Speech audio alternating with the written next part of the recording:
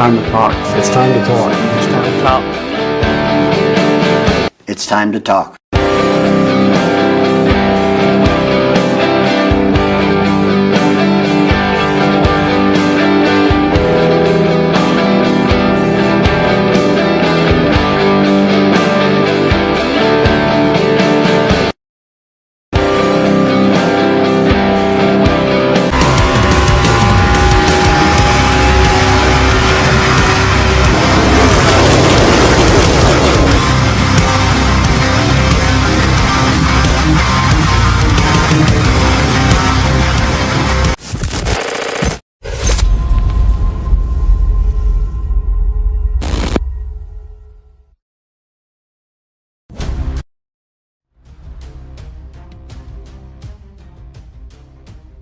Well, hello and good evening, everybody. Welcome back here to Green Flag TV, and welcome back to the Mid-Atlantic Racing Series. This is round number 7 of the season, coming to you tonight from Kansas Speedway. My name is Ron Mullins. Alongside me in the commentary booth is Sheldon Atkins. Dustin Allis is our producer for tonight's broadcast. Well, Sheldon, after a week break, now getting into Season 2 of 2026 here on the iRacing platform, we head off to a track that has produced banger after banger ever since the Next Gen was introduced. Kansas Speedway, it may be unassuming, it may be in the middle of absolutely nowhere, but this track can put on some absolute heaters. Oh, absolutely. This is one of the most exciting tracks on the circuit with the multi-groove racing. Lots of open lanes for these guys to choose from, and everybody's going to be trying to get away from that dreaded dirty air, so get ready to see them fan out 3-4 wide through turns 1 and 2 on the restarts. Oh, it's going to be a wild one throughout. And looking at the rest of the calendar, Darlington coming up in just 1 week's time. Then we head off to Charlotte, a mystery track to start off the month of April. And then from there, we head off to Worldwide Technology Raceway, Nashville Superspeedway, and Road America, just running you through to the end of April. A lot of action to look forward to here on Green Flag TV. But there's already been a lot of racing through to this point. 6 rounds in the bag. And Sheldon, I'll let you run through how things are looking in the championship points right now. Yeah, with a couple wins at the start of the season and solidifying himself up at the top of the board right now with a nice, healthy 71-point cushion. Josh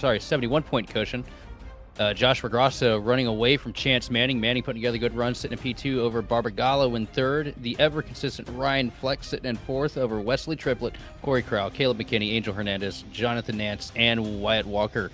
Your top 10 here for the Mid-Atlantic Racing Series. And I mean, Grosso's just been in a league of his own every week, knocking out top 5 finishes, and I got a feeling we're going to see the same thing keep up here tonight here at Kansas.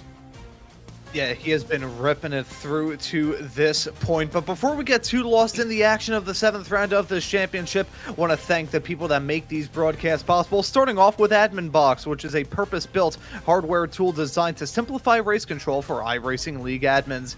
Rather than typing commands or relying on complex key bindings, Admin Box offers a physical button box that connects via USB with pre-programmed commands tailored specifically for race management tasks. Its buttons feature LED backlighting for easy visibility, making it ideal for fast-paced and high-pressure race environments. In essence, it transforms asynchronous typing into quick tactile control, allowing you to trigger cautions, manage drivers, handle pit commands, and more, all with the press of a button. Go on over to www.adminbox.com, and when purchasing, use code MARSBOX for 10% off all orders. That is MARS-BOXX for 10% off their orders. And how about you take a look at all that they have in store? Again, that's MarsBox for 10% off at checkout. We'd also like to thank 4 Mile Media and Design for sponsoring this series as well. 4 Mile provides professional creative services tailored to the racing community, such as custom paint schemes and graphics, race winner overlays and events graphics, and video clipping and editing. At 4 Mile, we make your racing moments look as sharp on the racetrack as they do on it. Go on over to www.4mile.net and check them out. And don't forget to use discount code MARS15 for a discount. And as well as that, coming up here on Green Flag TV, ladies and gentlemen, it is almost time for a brand new season of FTR. That's right, the FTR Almeida Racing Academy Endurance Series returns here to Green Flag TV on Saturday, March 21st with multi-class action. The 6-race endurance schedule will visit iconic tracks such as Spa, Road America, Interlagos, and many, many more. The best news is, though, is that it is time for you and your team to still sign up. Scan the QR code on screen and join the FTR Discord today for more information. But Sheldon, just getting to the end of the pre-race festivities here. We have a race to look forward to, which is certainly going to be a heater. We've already had some qualifying action go on out there. I feel like qualifying going to be quite important here tonight. I'm sorry, I totally missed what you said there, buddy. Can you run that by me again? Yeah, qualifying going to be very important tonight, won't it? Oh, qualifying is going to be huge because, when I talked about this place being multi-groove, you having a lot of options. That's a lot of options for defense as well. It's going to be really hard for these guys to navigate around each other. As we take a peek right now, cars lining up on the grid to get things kicked off here, and I'm going to hand it back on over to you, Ron. Yeah, let's take a look at our starting grid. Jonathan Nanska start from the pole. He'll be alongside Aaron Barnacle on that front row. Row number 2 going to be Brandon Bogdatsky alongside Wayne Garland. And then right behind them, row number 3 will be Angel Hernandez in that Boeing car, next to Corey Crowell in that number 2 machine. Right beyond them, row number 4 will be Justin A. Barkley, next to the multi-time racer winner up to this point of this season of Joshua Grosso. And then rounding out our top 10 for tonight's race will be Ryan Fleck, alongside Andrew Tenold. Running off the grid in 11th place is going to be Michael Smith with Zachary Beekman up top in the 19 machine in 12th. 13th place going to the 71 of Wyatt Walker with Dominic Barbagallo in the 77 and 14th. 15th place, the 99 of Dennis Kane with Ryan Walker in 16th. 17th on the grid going to be Michael Gervey with Caleb McKinney in 18th. Then rounding out the top 20 is going to be the 10 machine of Matt Forns with the 6 of Zach Case in 20th. Yeah, and then looking from there, John Walker and Brian White will be your 11th row here. Row 12, meanwhile, will be Chance Manning alongside Wesley Trippett. Looking right behind them, P25 will be Joshua Neal. He'll be alongside Brandon Puffenbarger starting this race in 26th. Right behind them on your 14th row will be Ed Brown next to Nicholas Barton. And completing your top 30 here tonight, completing your field actually, will be Shane Griffin starting this race in 29th in that number 4 car. So 29 starters set to grab the green flag here in a couple of moments tonight. Well, I'll let you all know that if you are enjoying the broadcast, how about to hit that subscribe button and the notification bell so you never miss out on any of the racing action. But a lot of actions to look forward to here tonight. 130 laps. That stage caution coming out on lap 40 as the drivers hit the racetrack to get these pace laps underway here. Sheldon, what do you think is going to be the real test for these competitors? What do you think is going to be the biggest pitfall that they fall into tonight? Well, the biggest thing, and I know this is I know this is the lamest thing to say before we get ready to go here, but one thing that I've heard everybody in this Gen 7 car complaining about for the past 2 weeks in officials, NIS, league races, the wind. I know how minimal that sounds, but apparently there's been some changes. These cars, the handling characteristics are really changing now, heavily determined on wind direction and how it's blowing on the cars. Outside of that, it's just going to be all about keeping that right rear tire underneath you, because Kansas is a track where you can get high and make that outside line work, but it'll come back and bite you in a hurry if you get too aggressive on that right rear.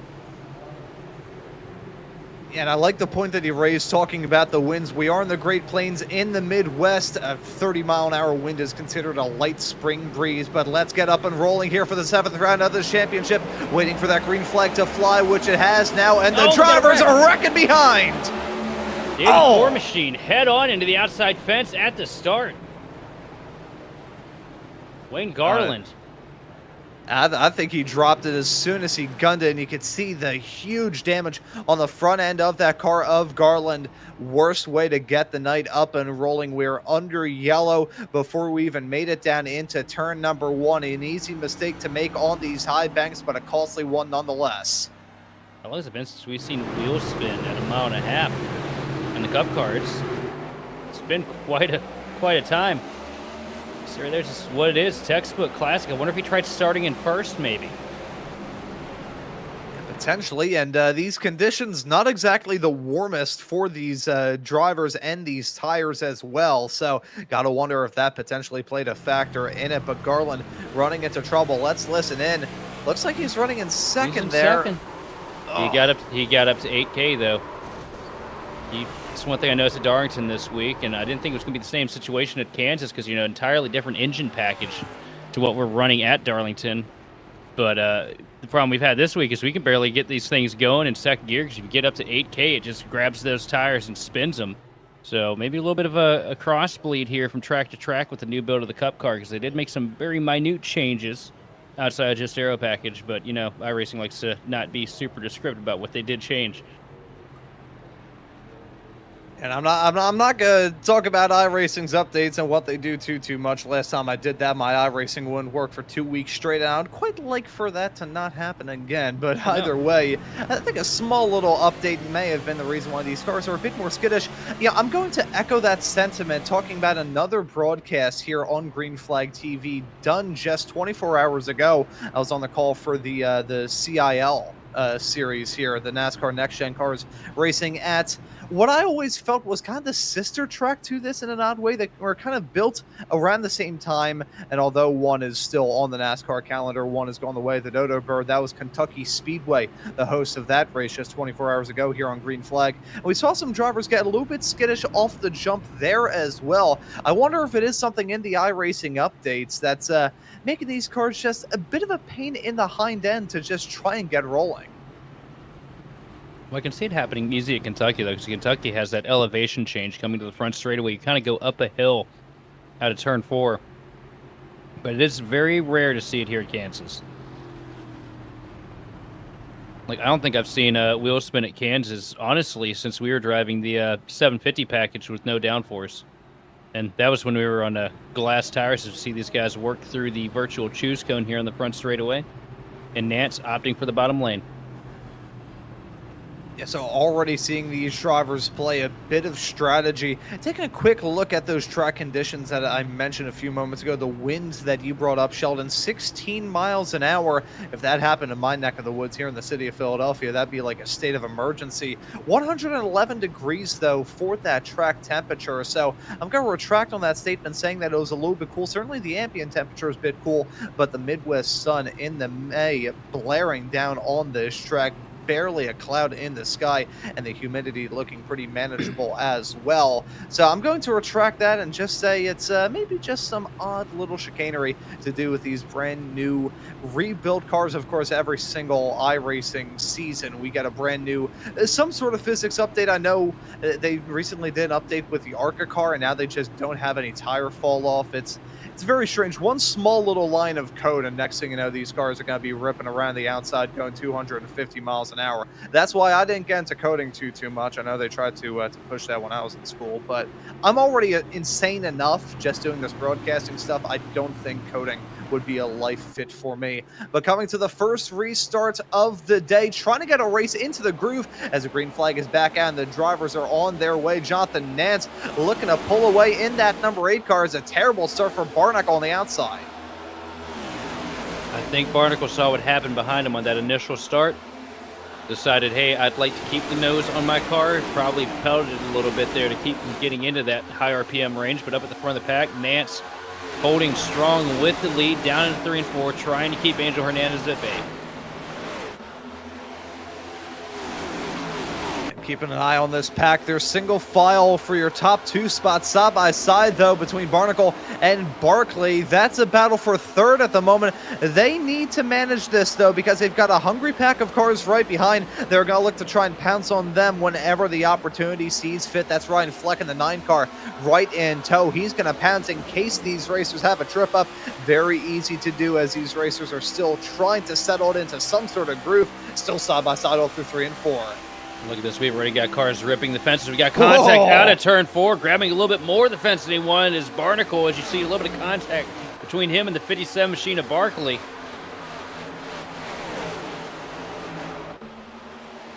Right there, Holy you see the moly. 19 machine tagging the fence, trying that outside line early. Tires not the temp, though. Takes a little while to really get that outside line worked in as well. It's very easy to jump the cushion here at Kansas. And I think that may have been just what happened with the number 19.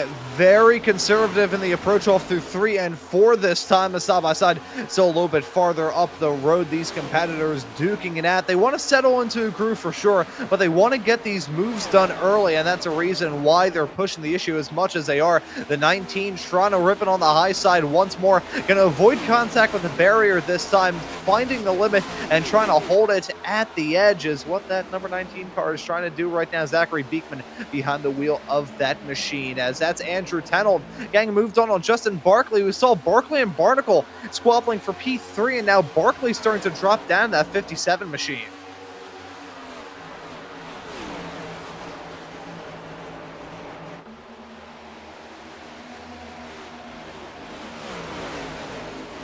Keeping tabs as we go through this race. A reminder, folks, the stage will come to an end on lap 40, so not a whole lot of time until we have to consider that, but regardless, these competitors duking it out. Here's Josh Grosso kind of moved on Ryan Fleck. Looked like he was maybe going to skid up the track as he headed his way out of turn number 4, but still well composed early on here for the driver of the number 1 car. At this point, all right, 2 wins. Is that a spin? That's a 19 coming back onto the racetrack. Oh!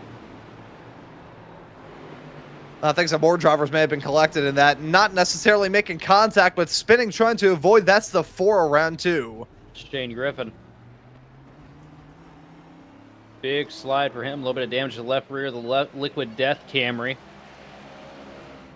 There's somebody that just barely made it through. I want to say it was John Walker. Run on board with Beekman here. Gets out of turn 4. Wonder if maybe a little arrow loose situation. Yep. Right there, gets onto the transition. Car behind him while you got the wheel in it, just snaps the wheel around, tries locking it up. Car chases back up the hill, though, and flips the quarter panel of the 94 of Walker. Walker got some pretty substantial damage out of that, too. Both the left front and right front of the 94 Chevrolet been in pretty bad, so right on board with him. And this is going to be a jump scare right here. Minding his own business in the front row. He probably doesn't even see the spin to the bottom. Goes up to the top, sees it. Oh! That was a helpless feeling when you see that car pedaling back up the hill. Yeah, that's pretty much just the quintessential definition, being at the wrong place at the wrong time. That is such a shame. Nothing that I could have done there. As you said, you could barely even see that car. He's focused on trying to get through the turn, not seeing that, pink machine just shoot up the racetrack like an Exocet missile. Here's the replay, taking a look. Wiggles as he heads his way across the stripe, heading into the turn, all locked up. Nothing you could do in this situation. When those cars lock up, they just slide for forever and a day.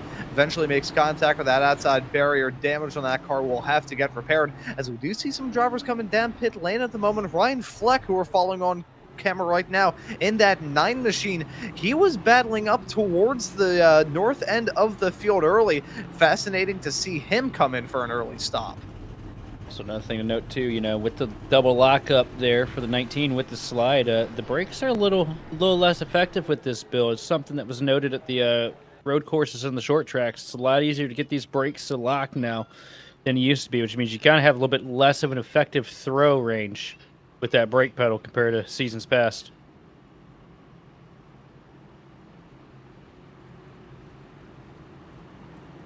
So keeping an eye on the field under the second yellow of this race, 12 laps into the 7th round of the championship here at Kansas Speedway. Jonathan Nance is still your leader. Angel Hernandez jumping his way up into P2. Aaron Barnacle, after some pressure in the early stages of that restart, has been able to hold on to P3.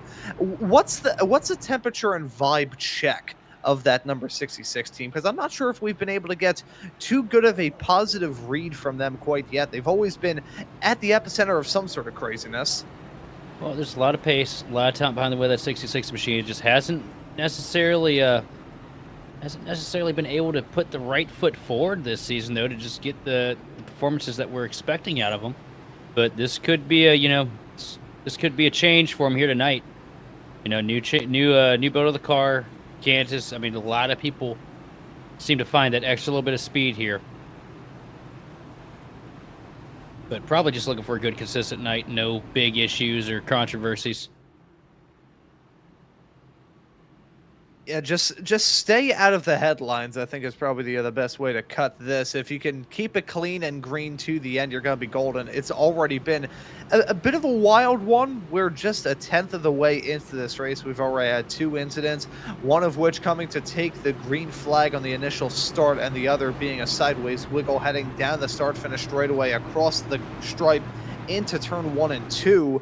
So this proved to be a tough nut to crack for these competitors, and I don't think that is going to change between now and the end. It's going to be a tough race for these drivers to try and manage as we see them heading their way off through 3 and 4 field, approaching the restart zone. It's going to be Nance and Angel Hernandez side by side, making up your front row as we are back to green here at Kansas. Good jump there from Nance. One car in the wall, a little bit further in the back. It's a performance change. Shane Griffin again. More issues for him. And another driver having some troubles trying to get these cars up and rolling. Maybe something we have to keep note of throughout the race if we get more restarts. But Nance getting a good jump, able to hold on to the lead, playing the Pied Piper of the field. It's Hernandez and Barnacle side by side for second and third. That's Hernandez in that 42 machine on the high side. Maybe trying to get moved on Jonathan Nance as well as they briefly fan out to 3 wide, racing almost as they head their way across the stripe. Now they're 3 wide off through turn number 1. This is some anti-stuff for these competitors. Barnacle, who's been in the thick of it all throughout the race on the inside line, trying to jump into the race lead. Hernandez getting bullied. Some drivers touching a little bit farther behind, but this fight is on for the top spot, and Nance starting to struggle. See a sideways wiggle all through the turn, and Barnacle going to try and utilize that opportunity to slide up in front, but Nance keeping that momentum rolling on the high side. Here comes Barnacle, though, almost clear into 1. Going to send it down to the bottom of the corner on the front end of the racetrack here. Trying to come up and complete the slide job, and he's going to get it done. Big wiggle, though. Arrow loose off the nose of Nance. Nance almost stuffs it in the wall, trying to avoid hitting the back of the 66. But Aaron Barnacle up to the lead, and a big wiggle into 3. Took the air off his spoiler. Up the hill and contact through 3 and 4. And here comes the 77. Yeah, Barbagallo gonna blow their doors off as those two chase each other's tails. The 66 had a huge sideways step as soon as he turned into turn 3, and they are still connected. Nance and Barnacle making contact even through into turn number 1 and 2. Thought that was gonna end on tears on several separate occasions. They are still close. There was the main bit of contact. They should be counting their lucky stars.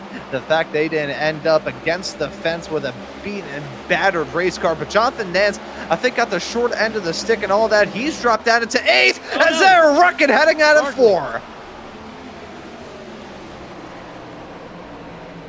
We remain green.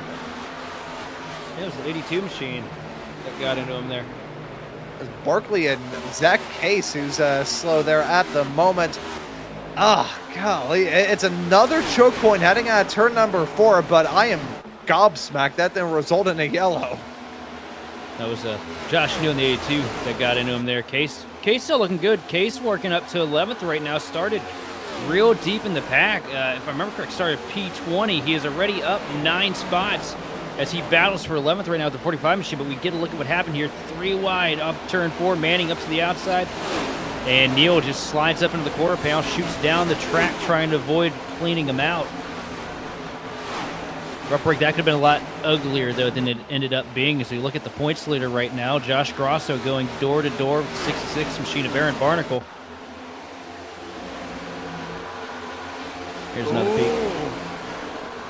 The barrier definitely saved the 57 there. I mean, he still smacked the fence, so the damage on that car is probably going to be pretty significant, especially to the suspension. But that nearly ended up being a head-on impact if that was a little bit farther down the front stretch. There have been a couple of head-on impacts into the wall here at Kansas in history, and very lucky that didn't end in one there. I immediately think back to the wild ride William Byron had here back in, I think, 2018. Yeah, my thoughts exactly. There's been a couple. I mean, Almirola, Logano, and Danica was pretty brutal, too. One of the worst wrecks I think I've seen in recent years. Hard to say that's recent years anymore. That was almost 10 years ago. Oh, my God. I don't like the fact that 2017 was 10 years ago. I still remember the amount of karting I did that year. That was a fun year in the world of motorsports. We got some fun racing out there on the racetrack. Corey Crowell getting a fantastic front row seat to Chance Manning and Jonathan Nance side by side. That's the fight for 8th with the number 8 car trying to make something work. They're not alone in that fight, though. Matt Fornes is right there. They're going to be side by side with the 10 and the 52. That's a scrap for 7th. A huge pack of race cars trying to contend for that spot. Yeah, 2017, I was so locked into NRO3 leagues running in a Carolina Classic Racing for a little stint. It's crazy how far we've come. Let's look at the battle for 7th right now, though. And Manning's been working his way through the field. Started pretty deep in the pack himself. The 54 machine showing that frontward pace that we see week in and week out, up from 23rd. 15 spots in the positive for him as he falls behind the machine of Fornes.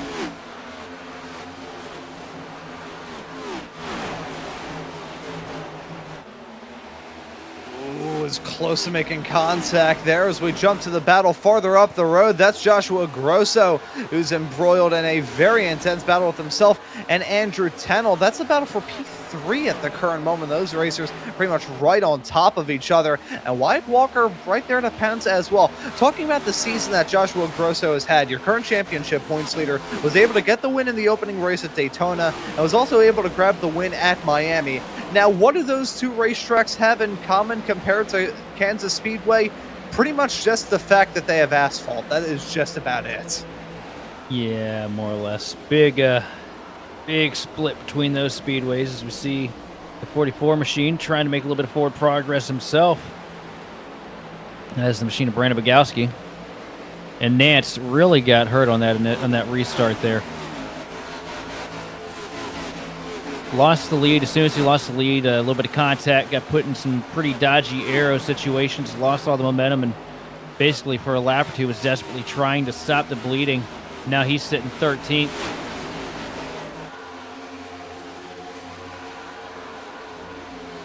Yeah, in situations...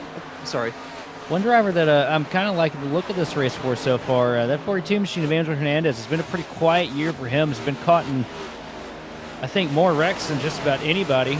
None really of his own doing, but currently sitting 2nd place. And it seemed like the Cup car wasn't really vibing with him this year, but I think he's finally starting to get those pieces put in the right direction as he's just about a second behind your race leader, Barbagallo. Yeah, and entering this race as well as Hernandez, 8th in the points, about 105 back of Joshua Grosso, your race leader, as they're wrecking out there on the racetrack. That's the 44 round off through the tri-oval, and that will put us under yellow for the 3rd time here tonight. Huge sideways moment, having to drop the anchors in that race car. That's the 2nd time I think I've seen one of those dummy racing cars around here in this race. It's not been a good one for them, as I'll have to load up a replay to see what may have gone down there. I wonder if a little bit of aero manipulation may have potentially played a factor in this one too, as we see. Looks like a no, wall. yeah. Well, yeah, technically, I think he might have got aero tight. He was in that 5/10 bracket, the car in front of him, and if you follow somebody through like that and they get a little wide, it's basically just going to pull a magnet to your door to that outside wall. I cannot believe that was a yellow, though, because the car stayed through the grass and, you know, the big slide was on the flat of the track. I will say, and this is not some groundhogs on the infield grass may not be too happy about that car occupying its territory. There was a contact, and after that, you can imagine the suspension on that race car completely wrecked. Well held, though. I mean, right eventually there. It did catch up to him after a while, but oh my, he held on to it for so long. Did you see that, man? He just ran over Digger. Yeah. I was going to say he ran over Punxsutawney Phil. Honestly, I think somebody could stand to run him over because he definitely lied to us about the forecast.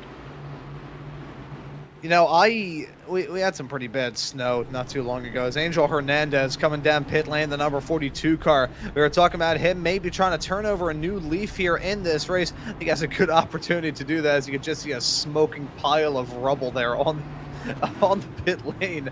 But no, for Hernandez now coming into the pits, interesting strategy call there. But when we had that snow come by in the Northeast not too long ago, I put the blame on myself because only a couple of days beforehand I'd said, you know what, I think the worst of the winter is beyond us. I think we're getting off into spring. And then a matter of only just like 2 or 3 days later, we got a foot.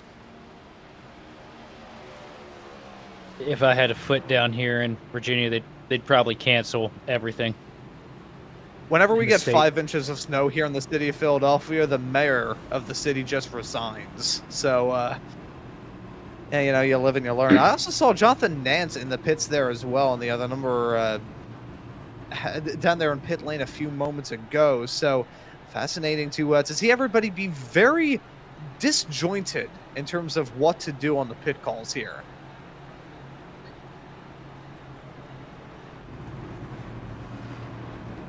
Yeah, right now it's not a situation where I'd be thinking about coming down pit road. I feel like track position is so much more important. The tires going to be beneficial, but I just choose to stay out. Yeah, I think that is a good point that you bring up there, talking about how much the aero has hurt these cars thus far. I would want to have that clean air. I would want to have that track position. Have everybody enjoying your dirty air instead of enjoying theirs. See the lights out on the iRacing pace car now. Field in the hands of Dominic Barbagallo and Joshua Grosso. And look at this. Old Grosso has worked himself up into the top 3 already, only 30 laps in. Been a slow crawl for him to get up here from 8th, but he's been just tiptoeing his way through this field. I almost said through the tulips. I would try and do a high-pitched falsetto voice to do a Tiny Tim impression, but I don't want everybody's ears to start bleeding, so I'm just going to leave that be. But Joshua Grosso has been able to put together a very good race. It's been a compelling drive for him as well. He hasn't been, you know, hacking at it like a maniac. You know, he hasn't been going for outrageous cents. He's just been methodically working his way through the field through this point as Dominic Barbagallo on the inside in that very, very colorful number 77 car. We approach the restart zone. We are back to green flag racing, looking through the field, everybody getting up and rolling clean. Barbagallo now holding on to the race lead as 10 Gold got off to a flyer. That inside line had a tremendous restart. The outside, though, and Grosso, not so much. Tenold going to slide up here in front for second place, taking the spot away from Grosso. Grosso falling back to third. But I think Grosso is still just minding his, biding his time here as we see Manning go for a high-risk move here. 3 wide through the middle, through 3 and 4. Going to pick up 2 for the price of 1. And now get up to the back bumper of Grosso. And he has a huge head of steam in that 54. He's going to pass Grosso as well. And that number 1 car pretty much being a sitting duck at the moment as the 54 skated up the track a little bit. I think he may have scraped the wall, but either way, stalling out, losing out on a lot of momentum, nearly feeling some pressure from Wyatt Walker as he's going to have a change of tune, slipping now down to the inside line as contact made the 71, getting a bump from Barnacle right in tow. That's getting frantic right behind these racers, 3 wide as they head their way through the tri-oval. Look at that. That's Barnacle in the middle of that. The meat in the sandwich as they head their way into 1. Thankfully, they try and settle down with the 54 trying to slide job. That's just going to be a brake check to the 1 who's going to have to drop back big time. Big wiggle from the 54. He nearly wrecked. And you've got 2 entirely different dynamics of driver right there in that battle between Grosso and Manning. You got Grosso, who's, the most patient, wait on it kind of driver there is in the field. And it's worked out so well for him. Then you got Manning, who's just ready to go out there and swing forward if he has to, as we got a wreck further in the back of the pack. 1 car stuffed sideways against the fence here on the front straightaway. I see it's the 98 machine of Ryan Walker. Wait, I think I had that right. Yeah, Walker. And the 8 of Jonathan Nance. And Nance's day has just gone from good to bad to horrible. Yeah, he tried to get down the building quickly when the fire broke out. He hopped on the elevator, but the cable got cut, and now it's just crashed back down into the foundation. That was an unfortunate moment. It was really just at the wrong place at the wrong time as we take a look at this here. Oh, nothing that he could do there. He got arrow loose there coming out of turn 4. Try to turn down to get to the bottom of the tri-oval and yank that car right around. That's how on edge we are here with this build. Yeah, it's been the theme throughout the night, hasn't it? Everybody just being so cautious, so wary about, just flat out losing control in the dirty air. These next-gen cars, probably the most aerodynamically sophisticated stock cars in the history of stock car racing. They have that underbelly, they've got the floor, they've got the diffuser, they've got the wings, the louvers, everything. Terms that hadn't really been brought up in the world of stock car racing, ever. Brought into these race cars. And when you have so much stuff like that, it eventually gets into Formula One territory where there's only so much you can do to prevent the dirty air from being absolutely catastrophic coming off the back of these cars. Yeah, these are probably among the sketchiest oval cars on the sim right now. I mean, I'd put these even... They're honestly more temperamental than even the Gen 4 car. And you'd think that the Gen 4 car, with 800 plus horsepower to the rear wheel and no downforce whatsoever, would be an absolute wrecking ball. But those things, they grip up so much better in the center of the corner than these Cup cars do.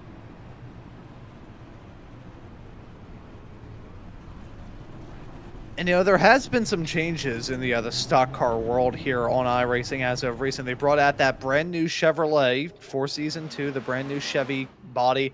Can we call it the Camaro? I mean, the Camaro is still technically what they run in NASCAR. Chevrolet for now. It's, we'll just call it the Chevy. So, yeah, I remember when I first got into NASCAR, they were running the SS, which that was an ugly car. Let me tell you, I was not a fan of that thing one bit. I say that as a GM guy. They brought that out now for the next gens. They brought out the brand new Ram truck as well. It's only body work that's really changing, but still nice changes nonetheless. And as I said, the ARCA update was intriguing, shall we say, the very least. About a year now since that brand new ARCA car has been brought out, which I have yet to buy personally. I feel like I've heard mixed reviews on the ARCA car ever since it was brought out. As we head our way to the choose, and the front two swapping sides like they're flipping burgers. Barbagallo down to the bottom, and Tenold up to the top. Yeah, to show my age, I've been around since the Round Monte Carlo, the Teardrop Ford Taurus, and the Pontiac Grand Prix. I remember when they didn't have headlights painted on them.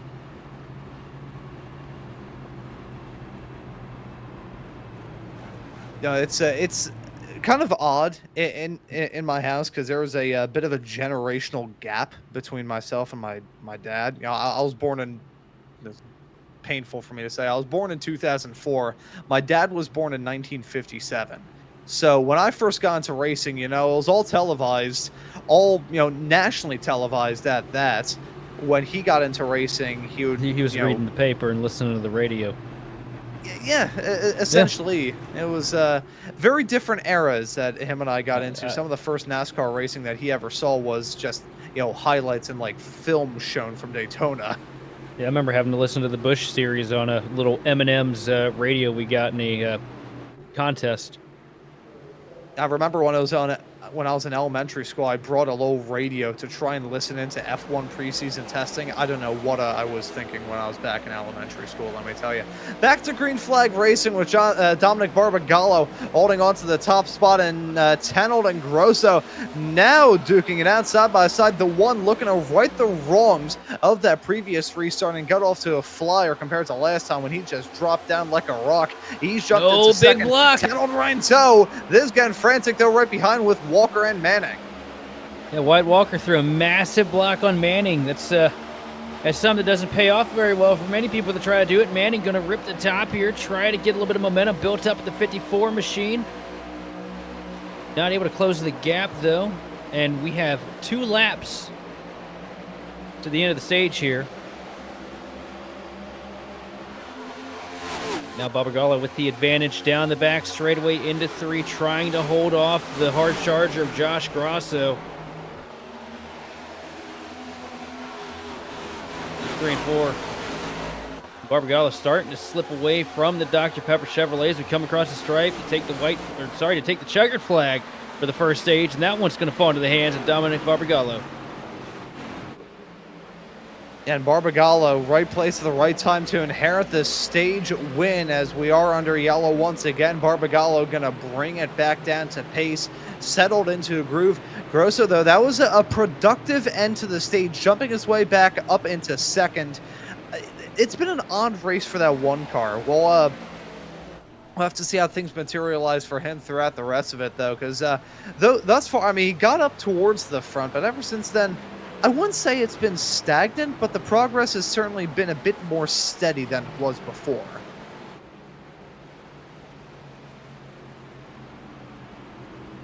Just smidge to see these guys getting caught up to the pace car here. The pace car catching up to them.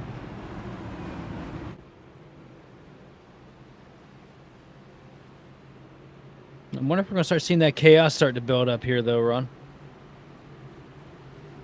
Yeah, we've already had a sprinkling of chaos, but now that these racers may start to push the limits a bit more, we can maybe see that get brought into the fold even more. I'm not a betting man. If I were a betting man, I probably, wouldn't have a house. I wouldn't have socks for that matter. But I think the race is probably going to get a bit more frantic from here. Everybody getting that opening stage jitters out of the way. Maybe coming down pit lane here for some tires, top off of gas.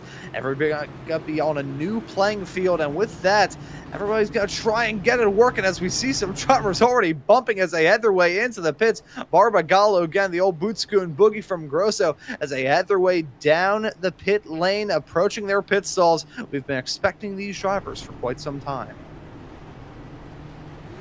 Yeah, it's going to be 4 tires and fuel for the lot of them here. Especially as low grips this track has seemed to have been since we started this thing off here tonight. High temps.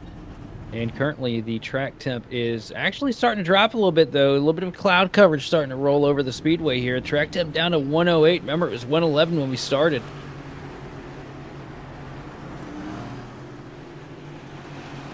So dropping down just a teeny tiny bit. The evolution continuing out there on the circuit as we see the field coming out of the pits. There you can see the graph. I always love this graph to see it all here.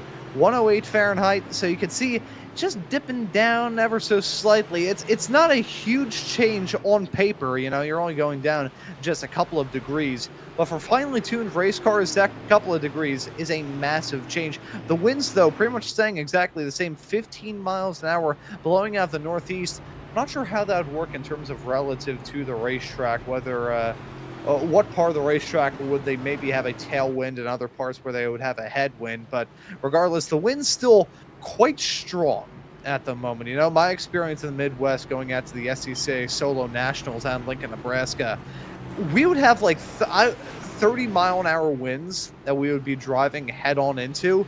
I remember one time I had to grab my hand off the steering wheel and reach underneath the strap of my helmet to make sure it didn't fly off my head. Taking a peek right now at the map to see if I can figure out which way the winds would be pushing. And gotta break out like the Weather Channel music here. No, we're sitting here right now. So with the northeastern wind, it would be blowing you away from the wall in 1 and 2, and would be blowing you towards the wall in 3 and 4. Tailwind down the back straightaway because this back straightaway angles towards northeast. And unfortunately, we don't have any flags to really pinpoint anything. Oh, we're going to get a looking flag here, actually. Oh. Oh. Oh, that is... These are actually the flags that they put on the moon, by the way. You see the coat hanger wire in there to hold everything straight. I think they need to probably starch those. It's just a sun bleach, too. The more you know. Back to green flag racing here with the stage break in the rearview mirror. Wesley Trippin leading us back to green as Hernandez going to be on the outside. That 42 car's had a wild trip thus far in this race, but he's shown some serious speed. He's going to try and show that once more as he's still hanging on the outside of Trippin, who finally clears him out of the turn, cutting back down, though. Here we go, side by side. Top 2 cars also stayed out on that last stop. Triplet and Hernandez going at it here for the lead through 3 and 4. Hernandez with the advantage, 3 wide, a little bit of contact behind him. Barbagallo gets stuffed up the hill a little bit. Squeeze back together here into 1 and 2. Look at that. Beekman's back up here into the picture right now. Run up against the fence, though. Tags the wall again. Same problem he had in 1 and 2 earlier tonight. Nothing substantial. Car still pointing in the right direction. No toe link bend for him. But up at the front, we got back for the lead. Here comes Triplet taking a peek down to the bottom again. You know, this is getting crazy between these two. They can't battle too hard, though, because look right behind the likes of Barbagallo, Chance Manning, Ryan Fleck, and many, many others who've shown some speed thus far are right there to try and pounce in case these two start to slow each other up a little bit. Look at Andrew Tenold. He is right there as well, but Hernandez ripping that outside line, not able to get the exits that he may have had in mind as he looks for the bottom into 3 and 4. Wesley Trippett having to throw a mean block there. These two are playing with fire, maybe playing with a firing squad here soon, as here comes Tenold looking for the move on the outside of Hernandez, not able to get a run rolling down the front stretch into 1 and 2, but in all of that battling, that margin that they had between he gets tight, and he gets loose, and around he goes. And Big Wreck got a turn too. And that right there, that was just a culmination of all the worst things you can have happen to a car aerodynamically happening to that machine all at the same time. You know, the hornet's nest he was in, trying to go through that turn and keep that car going in a straight line was like trying to pick up antimatter with chopsticks. You can't do it, and here's the consequences. That's the 51 machine. Major damage as he tries to get back rolling. Here's the replay. And he definitely got a bit of a bump there. That kind of started it off, and then from there, he finished him off. There was the overcorrection, and then from there, the 51 goes around. Everybody's scattering to try and avoid making contact. The 42 did not get clobbered any more than that. I think overall, I mean, both of them got a really bad end of the stick, but I think the 51 may have been worse for the wear. You can see that front left tire is yearning for the inside barrier, as the rest of the car is yearning for the outside wall instead. And what happens there is he just gets into the corner. He has to pedal it a little bit to avoid getting, you know, the aero push from running behind Triplet, your race leader. And as he goes to do that, he gets a little bit of a shot from behind from Tenold. That loosened him up. Then just the cumulative looseness of that combined with the air being pulled off the spoiler was enough to send that 42 machine around. That's a rough break. Hernandez was running really good. Needed a good run here tonight because it's been an up and down season for that 42 machine.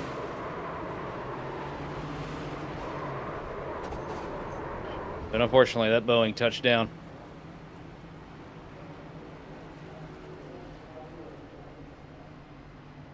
Yeah, so some say that's either Boeing or I ain't going, but the Boeing car is coming down pit lane at the moment. So not taking off anytime soon. We are under yellow once again, just shy of the 50-lap mark here in the 7th race of this season. Wesley Trippett being scored as your race leader at the moment, which is bit surprising considering I believe he did get collected in that. I wonder what the damage situation is in that 74. You can see a little bit, looks like a bit of aero damage on the front end of that car, although it could be his paint scheme reflecting weirdly in the light. I think Triplet's all right.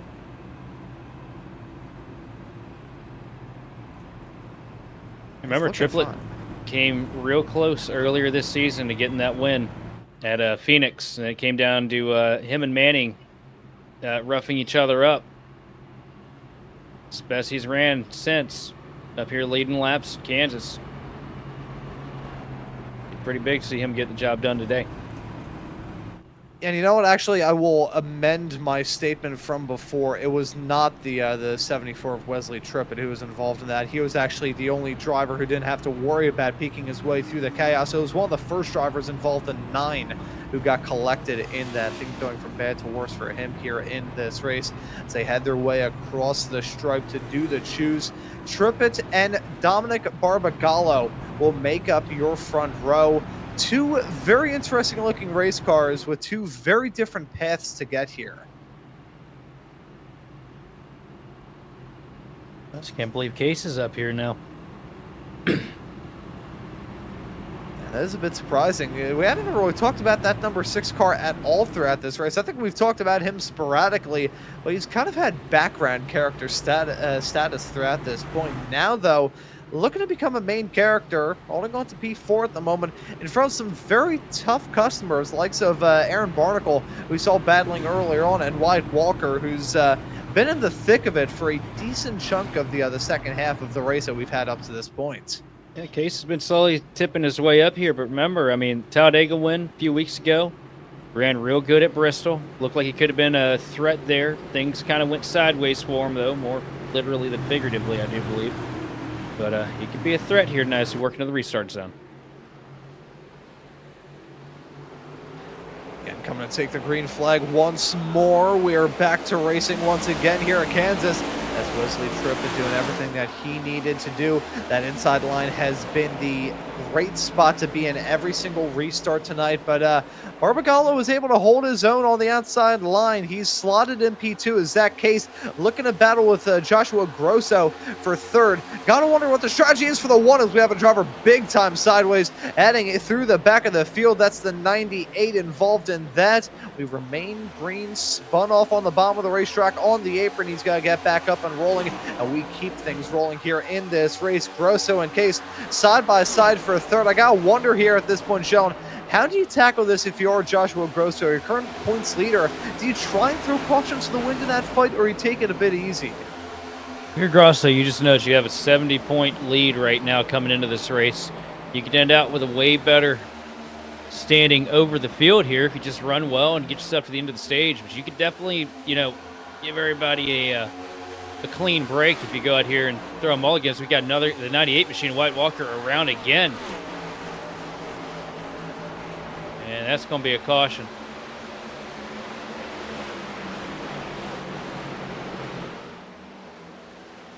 If I'm wide, yellow out once again. I might just take that thing back behind the wall, put her on the truck, and look forward to next week, because that car has been evil to him tonight. Yeah, you can see the damage on the back end of that race car before he even wrecked this time, and immediate sideways snap heading into the turn with that fail. Yeah, I think it may be time to pack it up, get an early night, and look ahead to the next race of the championship here at Darlington, when the series will rock up there in just 1 week's time. But yeah, certainly not the night that the number 98 car had in mind, both the driver and the race car itself, that has been more dented in than you could possibly imagine, as we will use this opportunity to take a look at some of the action coming up here on Green Flag TV. Coming up just I think it's starting in only about, just a couple of minutes time. The OMSRL will be running at Worldwide Technology Raceway for the latest round of their championship. Tomorrow night, we'll be able to bring the action from PSR running at Darlington. A nice little preview of what you can expect here in Mars in 1 week's time. The Beer League will continue on their adventures this upcoming Wednesday night as well. The CIL Formula Series will be running at Gateway Worldwide Technology Raceway with the IndyCars. That'll be fun. I'm definitely an IndyCar guy, though, so I am biased. Speed will be running at Darlington Raceway. Lots of Darlington action. NASCAR is running here this weekend. You'll wonder why.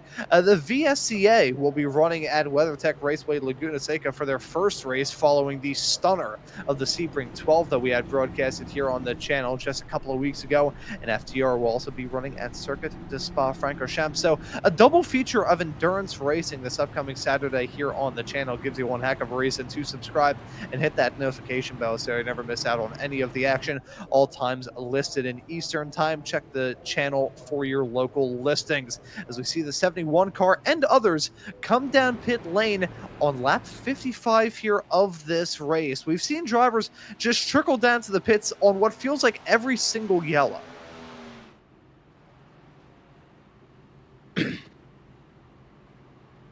Get ready for the choose cone here. Wesley Triplett in command of the field right now over Dominic Barbagallo. That case sitting there, P3. Real good run for that 6 machine. Think your buddy can get it done here tonight? Ooh, and that's going to be a real tough question. I think if he can peak at the right time, it could be a game, set, match for everybody else. But your top two of Wesley Tripp and Barbagallo, specifically Barbagallo in that 77 car, I think he has a real good shot to try and get the W here. He's had a good season through to this point, has Barbagallo. Of course, in the other points races, was able to grab the win at Phoenix in race number 3. And even outside of that here in the other world, of the other Mars series, was believe, if my memory serves me correctly, was only recently able to grab a win at the Bristol Motor Speedway on the dirt track in a non-championship points race. Well, non-championship, non-points race held 1 week ago on the Bristol dirt track. So Barbagallo looking to peak at the right time as we continue through the regular season here in this series. That 77, it has my eye. Maybe it's just the eye-catching paint scheme. It is definitely a distracting paint scheme, to say the least. Stands out there. Barbagallo's got a lot of pace, though. It's been really good this year. See him warming the tires right now. Another thing to note, too, one of the things that was added with the oval refresh on this last build is tire pickup, or marble pickup. So you see that rubber groove that they build up here at these tracks. If we go green long enough, we'd really get to see it. But you can kind of pull that rubber back up off the track when the tires are cool while you're pacing, which gives these guys another need to warm those tires.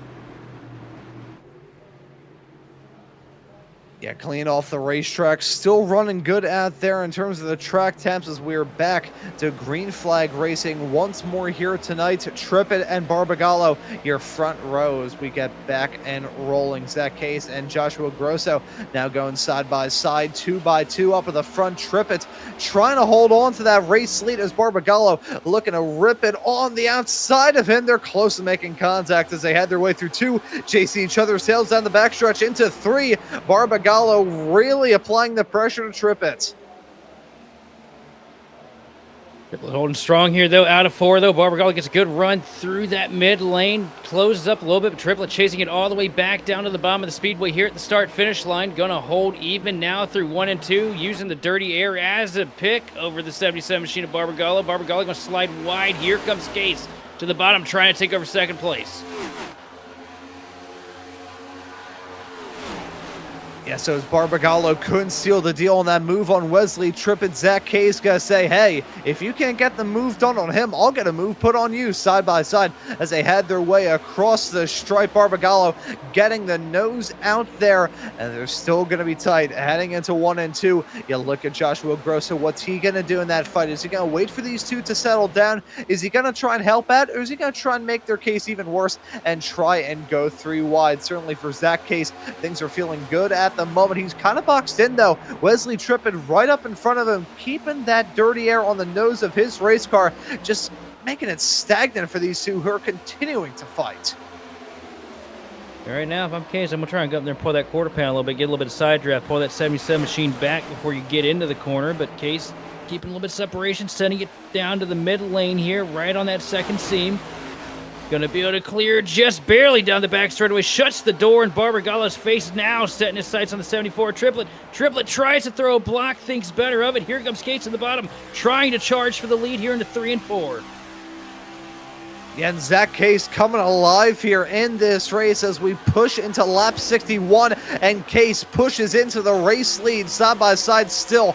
Trippett trying to hold on for dear life as Barbagallo now going to try and apply some pressure to that number 74 car. They single file out as they head their way out of 2 onto the back straightaway, but Trippett, he's been aggressive into turn number 3, and he goes for the lunge down the inside. Be careful as he drifts wide up on the track. Yeah, gets super tight off through the turn, nearly hits the side of Case, but they keep it clean.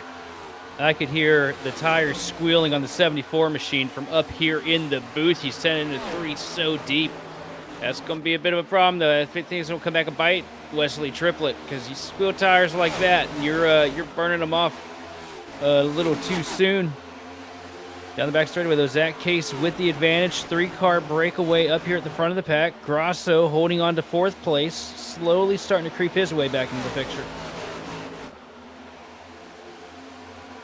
Yeah, the lap car, that's the number 98 car, pretty much driving around like the wheels are bolted on sideways, trying to get out of harm's way, waiting for these leaders and everybody else inside the top 10 to fully overtake them. This battling at the front of the field is still intense. Here's Matt Fornes in the number 10 car. He's currently squabbling up with Joshua Neal and Chance Manning, who he's side by side with, as here we go. Trippett trying to fight back. He gets the race lead. Case, though, gonna try and swap sides on him, going down the inside line. line off through turn number 4. He's not going to be able to pull back alongside as they head their way across the stripe. Big wall smack there into 1.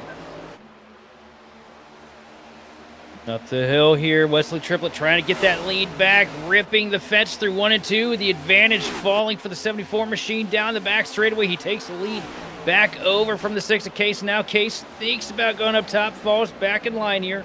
Just trying to arc. I like what Case is doing, though. He's keeping those tires happy by running that low line.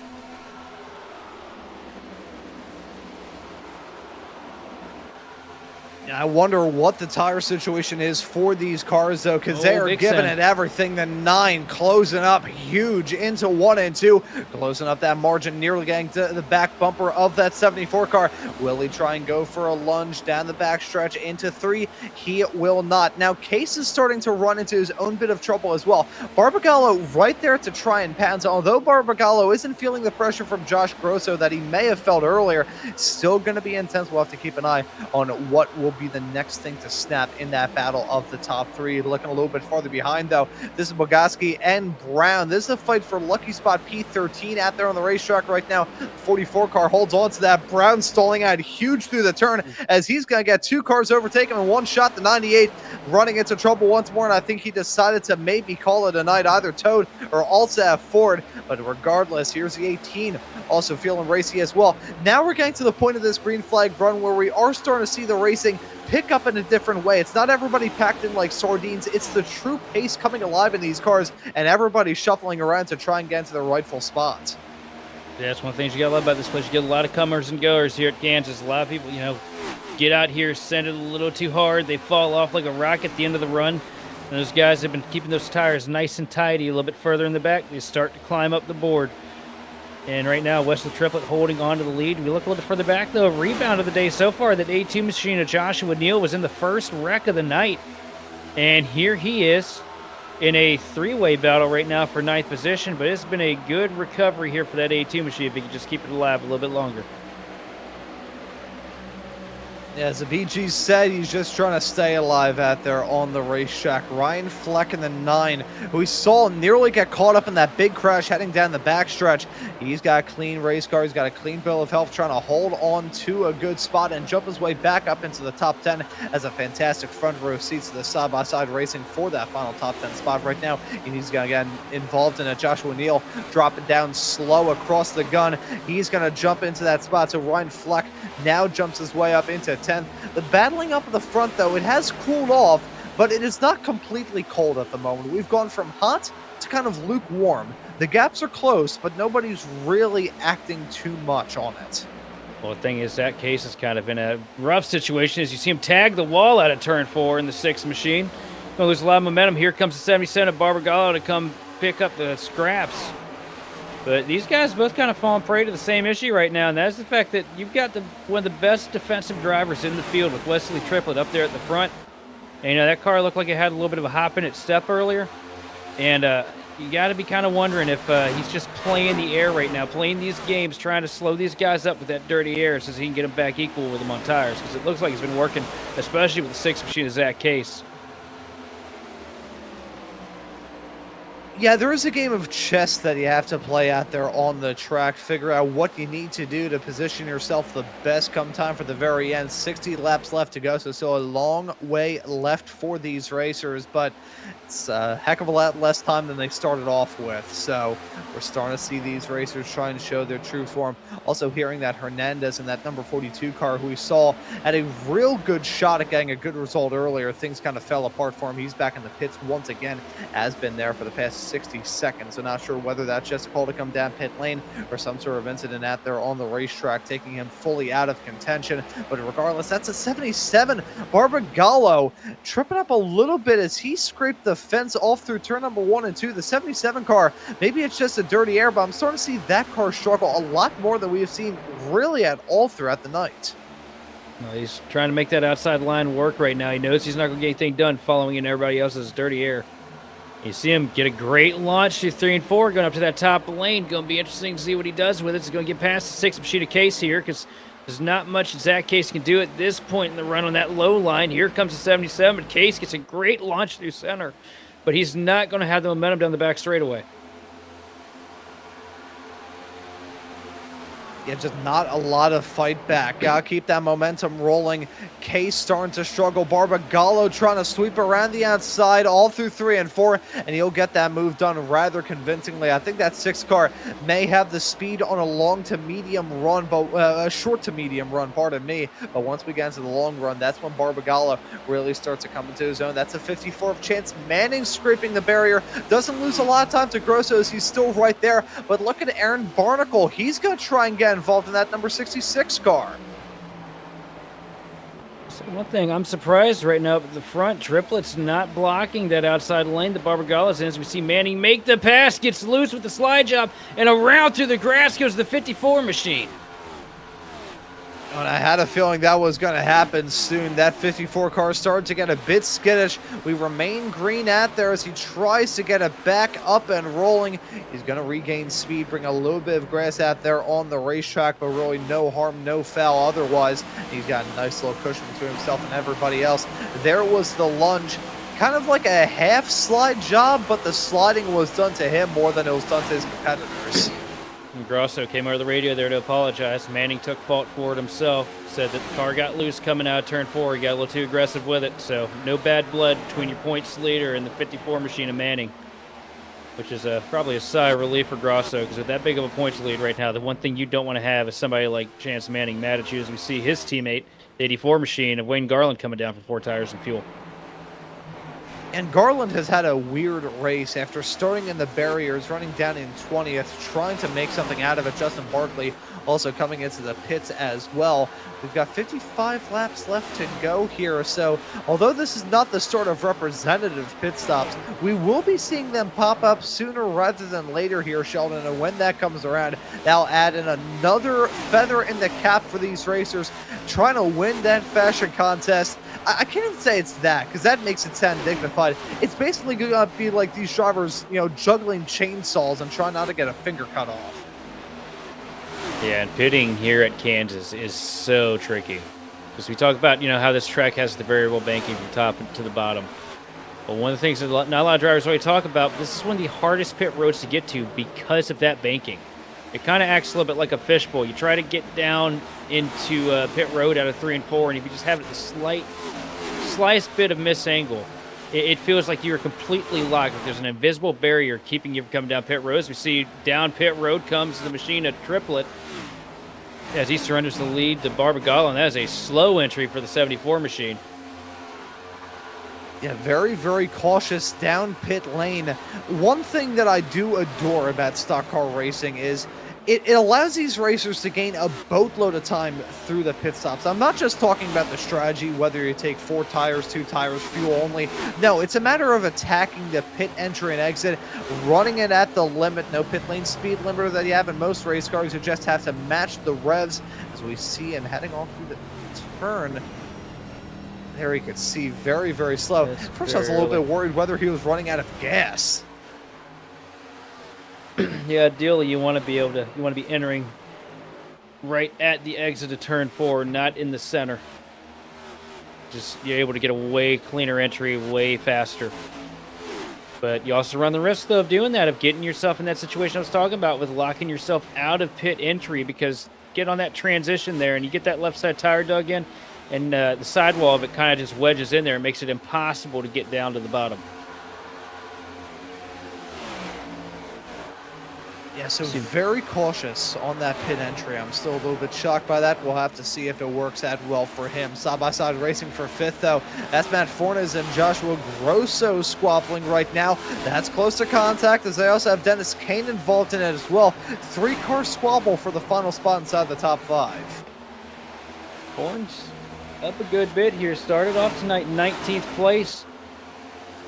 Currently sitting in the top 5 as he goes through the grass, gets loose out of 4, and almost around he goes. Saves it, though.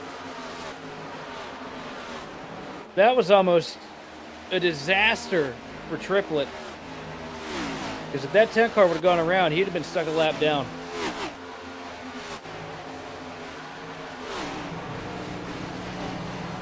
If you look at the replay here, working through 3 and 4. He's got Grosso right at the back bumper. Comes out, and right there you see Grosso go across the rear mirror of the 10 machine, and that causes him to get loose.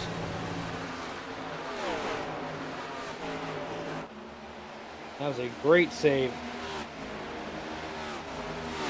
Yeah, it's certainly bordering on a Code Brown moment for sure, but a brilliant save, well held. Quick little trip off through the grass. Thankfully, though, in the sim, the chances of your splitter digging in and your car getting turned into sheet metal linguine, heck of a lot lower than they are in real life. Lucky to get away with that moment, as it's far from the first time we've seen a driver with a sideways wiggle out of turn number 4, either by themselves or otherwise. And I'm gonna say, with 47 laps left to go, it's gonna be far from the last. You're just going to see that more and more here tonight, especially the closer these guys run together at the end of a tire run.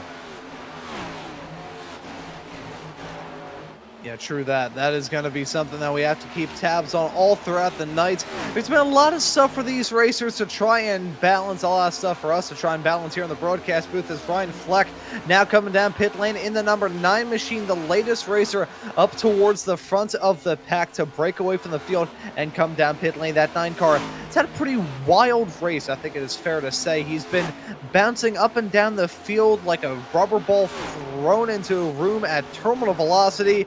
He's still got a good shot to get a good result out of the night. We'll just have to see how the rest of the race manages for him. Yeah, it's been a quiet night for him, though, at the same time. Hasn't really been in too much issue, just silent here from Kansas. Yeah, it's kind of like he's been like there in the picture, but not at the camera's focus per se. Sometimes that's exactly what you want at a place like this, especially where we see some people have been making some pretty big mistakes here this evening. As you see the 77 machine of Barbagallo dive down pit road and make his stop. Almost loses it. I can't believe he saved that. Yeah, and that's part of the reason why Wesley Triplett decided to take it very easy on pit entry. Now, it worked out barely in the case of the 77 of Barbagallo. We'll have to see how the gaps are when they come out of the pits. That will be the real telltale sign of how much time he may have lost with that conservative approach into pit lane. As that right there's the number 99 of Dennis Kane dropping down. He's starting to struggle out there, as everybody now starting to come down pit lane. Massive chunk of your top field, as that's the 18. That's Brian White, sideways, slideways, coming into the pits. He'll pick up a penalty, lose out on a boatload of time too. Yeah, that's a rough break right there. But, I mean, I've mentioned how difficult it is to get down pit road here, and you're seeing it. And that right there, that's just load too late on the brakes, a little too much load in the car, throws all that weight to the right rear. And a quick snap. Once you get that right rear to brake traction like that while you're decelerating, there is no getting it back. Right on board with Brian White. And right there, it's gone. Now, how much do you think the transition from the banking onto the apron had a role in that? Because I would say that is probably part of the main reason why he lost control there. The transition did not help. The amount of rear brake that is probably dialed in that car to help it rotate too on these later stages of these runs, probably not too beneficial either. Plus, this car it likes very minimal inputs on all fronts. You put a little too much brake in it, a little too much throttle in it, a little too much wheel. All three of those things are just going to break that right rear right out from underneath you.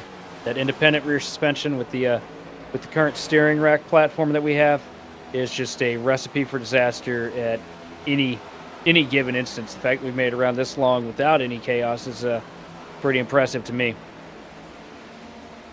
Yeah, it's like a sad fruit punch. Lots of different things added into that, ending in disaster for that driver. And one point that does get mentioned sporadically, talking about the transitions from the banking onto the apron, the floors on these race cars. In real life, the floors are going to hate it after a while. The diffuser's going to get all chewed up, so will the floor. But when you disturb that relationship with the air flowing underneath the race car, that's going to be when they get really squirrely and skittish. So that could also play a factor in it as well. Keeping our eyes focused on the drivers up the front, though. Brandon Bogatsky is your current race leader. Wyatt Walker is right in tow, though, slotted in second. These two have spent a whole lot of time out there on the racetrack in their current stint. Bogacki 43 laps into this stint compared to Walker's 37. Same as Corey Crowell running in P3 at the moment, right there in the back, a shot as he's going to get overtaken. I believe that's actually the 98. First time I've seen the 98 car be able to put on some good moves here. Looks like after that latest incident, he may have been able to turn a new leaf as a 44 wrecking off through turn number 4. I think he may have got turned off the nose of Walker as he tried to come down pit lane. Yeah, that's a rough break for Bogacki. Got him.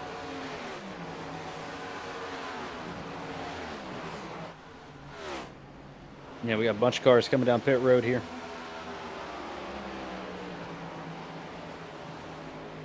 As we're expecting, the top of this field yet to come into the pits, now having to pay their dues. Let's take a look at this, though. We run on board with the number 44 car of Brendan Bogacki. You can hear him starting to lift through the turn, and nothing that the 71 of Wyatt Walker could do there. Not sure who that was in the lap car. I said it was a number 98 car. I think that was a misstatement. I will apologize for that, but whoever it was just had the shock of a life seeing that number 44 car sideways like that all through 3 and 4, and able to keep it going out there on the racetrack as we have some side-by-side battling for what is set to be the net race lead here. Ryan Fleck, P2, my apologies, as Wesley Trippett is driven away so far out in front that we didn't even consider him in this fight. But Zach Case and Ryan Fleck now battling for net second. This is going to get squirrely.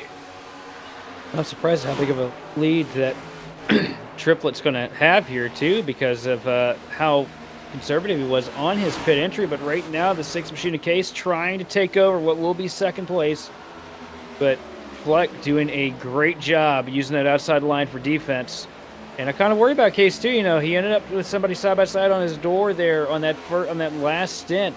And it's what cost him the lead. He burned the tires off a little too much to run the bottom lane.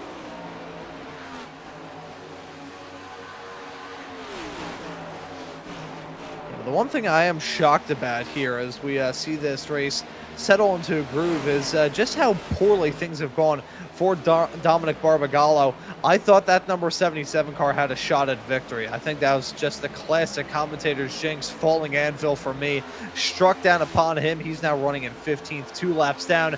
74, though, not out of the woodwork just yet, as he was going side by side there. I believe that's the 84, who just had a huge sideways moment heading out of 4. That's a troublesome spot about being in this position for Wesley Trippett. You're feeling smooth out there on the racetrack. You're feeling comfortable. And then it's the cars around you that are driving around as if the wheels are bolted on sideways. That's your only real sense of fear and panic. Well, we do have a really, really strong knack of ruining other people's races by telling them that they're doing a good job. So you should probably stop doing that. Just maybe start trash talking everybody, Yeah, I'm not sure what would actually make the drivers more angry with me or not. The falling anvil commentators jinxes, which I pretty much hand out like Pokemon cards. Everybody's been able to get them if I've commentated on your racing at some point in my time doing this stuff. Or just, kind of doing some reverse psychology. I've tried the reverse psychology and I've gotten mixed results out of it. So, I wonder if it's like a Schrodinger's box sort of deal, like a Schrodinger's cat sort of deal, like a Schrodinger's commentator's jinx. Somewhere in that ballpark. As we see, the master of strange strategies in the lead right now, the 2 machine of Corey Crowell. And how many times have we called him to a win for just pulling a rabbit out of the hat when it comes to when he decides to pit or when he chooses not to? It wouldn't be anything. It'd be nothing for a jinx caution to come up out of nowhere here. And that 2 machine just looks like a genius. Wesley Trippett has been able to get back onto the lead lap here in this race, so that makes the path ahead for the 2 car a bit more tricky to manage. But if I do want to give some praises, that was a wonderful paint scheme out there. Mint green. He's now coming into the pit, so we can see it a bit slower as he heads his way down across the timing line right there. So that'll give the race lead back to Wesley Trippett, and we will be, for the most part, reset here in this race. And it's only about a second, 2 seconds and some change here that Triplet has over Fleck and Case. Surprised. I thought he was way out there.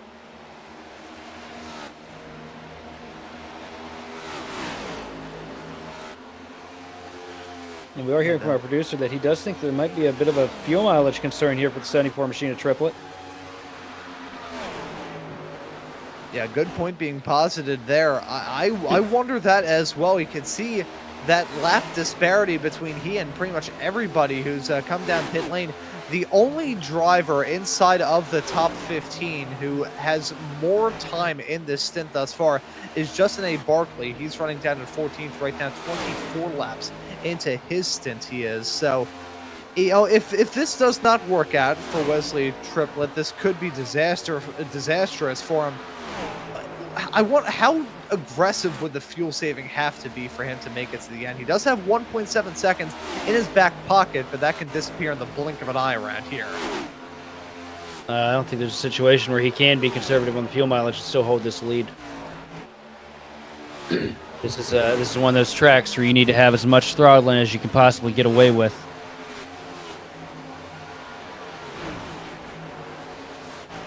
Yeah, so that may be just option completely shut down for him. So Triplet at this point, you can't do fuel saving. If you can't make it to the end naturally, is this when prayer starts to come into the midst? You're just hoping for a caution. If he is short, he's just hoping somebody wrecks it back there, wads it up. Yeah, and I gotta say, based off what we saw in the early stages, primarily in the opening 40 laps before we got that stage break, that was kind of the turning point here in this race between us having a very hectic first half and what's been a surprisingly clean second half. If that was a commentator's jinx right there, Wesley Triplet may need to give me some money afterwards because that would have been very slick and totally unintentional. But, you know, I'm split as to whether or not the prospect of a yellow coming out here is still around. Certainly the handling is falling off in these race cars, as we rode on board with Nicholas Barn there all through 1 and 2. We've never really been able to say, like, comfortably for a 5-lap period that all the cars are handling great. There's always been at least one driver who's been battling something in their race car, which is, you know, great for our perspective here in the broadcast booth because it gives us something to talk about. But for those racers behind the wheel, it is pretty much just hell on earth. I'll tell you what, it's as simple as one guy getting up to somebody's rear diffuser and pulling that air off the back of the car. That's all it would take right now for yellow. It's as fickle as we've seen these cars here all day long. One little pull of that rear end would just yank somebody completely around. You see Triplet getting by the machine of Garland there to put him a lap down.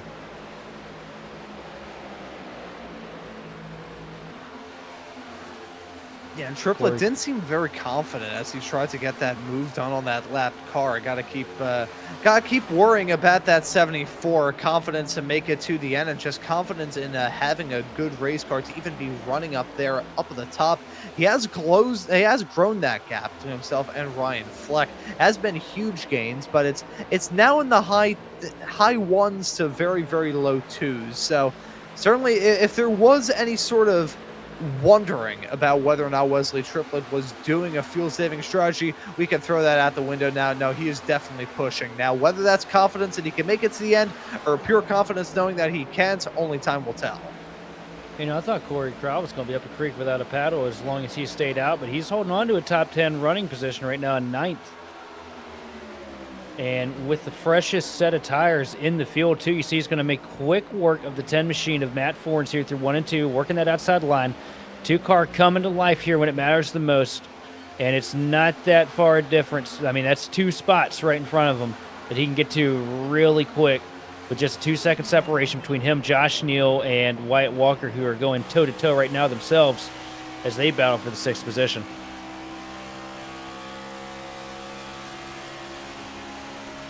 Dennis Kane coming into the pits in the number 99 machine. We weren't expecting a pit stop from him, but a pit stop has been done.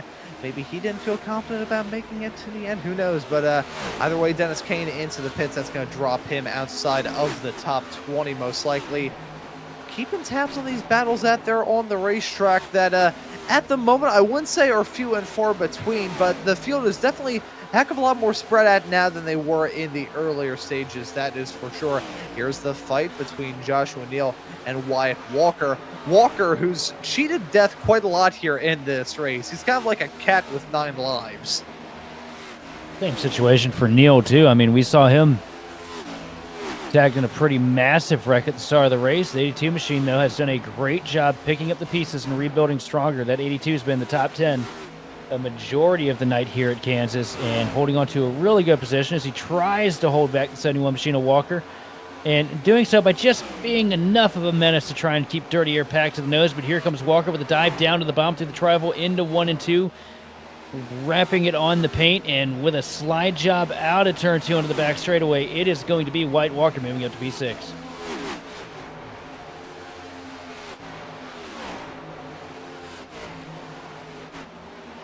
Keeping tabs on this fight. Walker able to get that move done, but Joshua Neal is still right there behind. 0.4 of a second is the margin. Wayne Garland comes into the pits once again in the number 84 car here. 19 laps now left on the clock. As once we're done with this broadcast, stay tuned, folks. We still have some more racing action to look forward to with the OMSRL running at Gateway a little bit later on here tonight. So that race is going on as this one is going on here, but we're getting to a pretty interesting conclusion for Wesley Triplett. You gotta wonder, there it is, just getting that race up and rolling there. Next Gen's running at a fairly different facility out there in the Midwest, but for Wesley Triplett, it is going to be a nerve-wracking final 18 laps. Gotta wonder what the situation is there. That gap has grown significantly now, north of about 3.5 seconds. What's the deal going on there? It is a bit of a mystery as to what sort of game Wesley Triplett is playing, as that's 9 coming down pit lane here. Ryan Fleck. Yeah, Ryan Fleck coming down pit road. Couldn't make it any longer in that 9 machine. Pit real early. I think it's dodgy about Triplett, but I think maybe he was saving. That's why that gap was so close.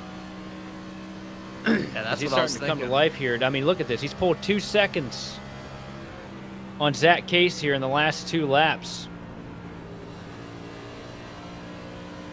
Yeah, I was just thinking that as well. I think he may have been on that fuel-saving game. That was the reason why he seemed slow. I mean, the gap was, like, ticking up a little bit, but for the most part, it was kind of flatlining.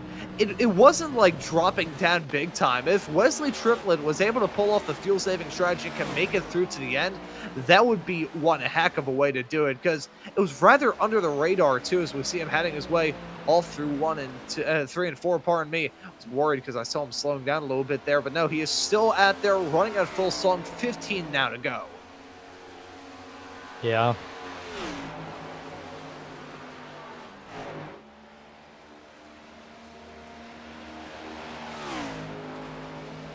Our producer's guess right now is that Triplett is pulling away because he knows regardless he has to pit here, and the guys behind him are trying to save. That could also be an option.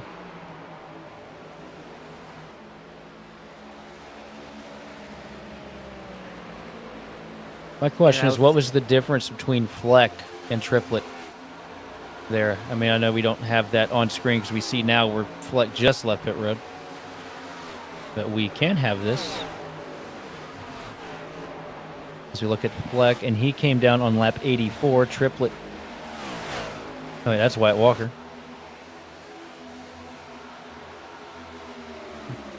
Bear with us. Triplett came down lap 78, and Fleck came down on lap 84. So, yeah, I don't think there's any way, I don't think there's a snowball's chance. Triplett on pit road. Yeah, it was only a matter of time. I was thinking it was going to go down the next few laps. 38 laps in this stint was pretty much everybody's stint length from the previous go-around. He's now coming down pit lane, taking tires, though, so that may take him entirely out of the fight. Even with this racetrack being a bit of a cheese grater, that's a bold call to do with 13 laps left. So this will give the race lead to Zach Case, who's got Joshua Grosso only 0.8 of a second behind him. I think Barnacle is coming down pit lane, and that number 66 car, seeing him lose out on some time as they head their way off through the final turn. Actually, no, I think he is staying out there on the racetrack as You know, I got to say here, Sheldon, I think your call earlier on may come to pass. Corey Crowell in that 2-car doesn't have to come down pit lane. He can bend the floor pan in that race car. He's running in fourth, not too far off your leader, and with smooth sailing up ahead strategically. I'll tell you what, the thing that I've always liked about Corey Crowell since I've started covering the Mid-Atlantic Series is if there's somebody that's going to try the strategy that doesn't seem like it's going to work at all and finds a way to put himself in the picture when it matters the most with it, it's always this two-machine Crowell. Look at him just absolutely flying around the track here, excuse me, in that two-machine.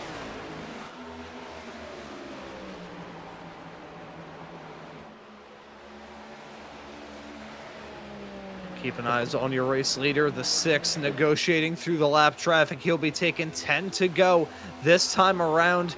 Now, if we could pull up possibly the stint lengths here for Zach Case, I think we're getting close to that 38 lap length limit now. Actually, you know, he's a little bit shorter than I was expecting to, 33 laps into his stint. Now, if anything is to go off of, he can still not make it to the end. But, you know, he has a hope and a prayer of everybody's favorite at the end of a race, Ayala. Is he living on a prayer? He is halfway there. I think we're more than halfway there, honestly. Imagine if that was how the song goes. Oh, we're over halfway there. Yeah, it just doesn't have the same ring to it. Yeah, even with not my quite. failed singing. Yeah, Not quite. It doesn't roll off the tongue like rich gooey molasses. But Zach Case, if he is living on a prayer of a yellow, we'll have to see if he can make it there. Holding on to an 0.8 of a second margin with himself and championship points leader Grosso. That's got to be the one thing you're hoping for if you are that 6, or really everybody in the top 5 everybody in the top 4, pardon me, that isn't Corey Crowell. Yeah, but here's the thing, too, though. I mean, we know that these guys, they have to be saving up here. That every time we've gone on the board with the 6 machine, he's had the thing in 5th gear, which means he's, you know, maxing as much as he can here on that fuel mileage. Because you do shift at Kansas, by the way. We don't talk about it a whole lot, but flick it down to 4th gear into the corner to try and get the car to set on the bottom if you're really trying to make pace. With him in 5th gear all the way around the track, I feel like he's trying to save. And, I mean, it is possible to save 4 to 5 laps worth of gas if you're consistent with it from the start of the run. Yeah, the last time I was in the booth here for this series at Las Vegas, we saw some major fuel-saving effect that finished too. So again, a case of deja vu once again here. And who was it that won that, by the way? Well, that there at Las Vegas for the second round of the championship. That race, believe it or not, was won by Corey Crowell. Yeah, old mint green machine back there. Like I said, maybe it's that peppermint oil that he can run the race car off of for a couple of laps. no, I think he's just got a little touch of Paul Wolf in him. You know, Paul Wolf and Brad Keselowski used to pull those crazy strategies everywhere he went, and it seemed like it paid off more times than it failed. He's got that magic, the mint magic. Corey Crowell in that number 2 car. Now, if this goes the way that we're expecting it to, we're going to see Zach Case come down pit lane here very, very briefly. But there's one driver that I think could disrupt that ever so slightly. It's Wyatt Walker running in 3rd.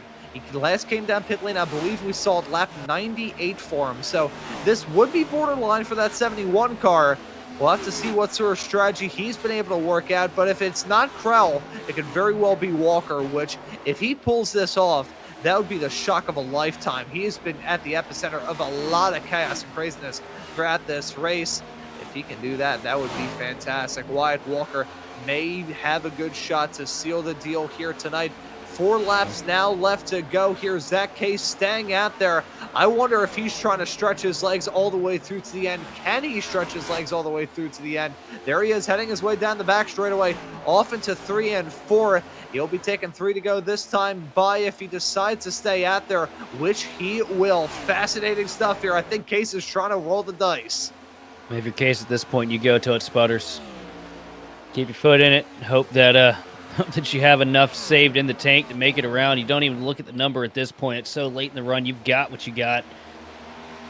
And for Wyatt Walker, he's going to want to get to stepping because Corey Crowell is really close to the back end of that 71 machine. Just 1 lap car separating the two. That is the distance between third place and fourth place.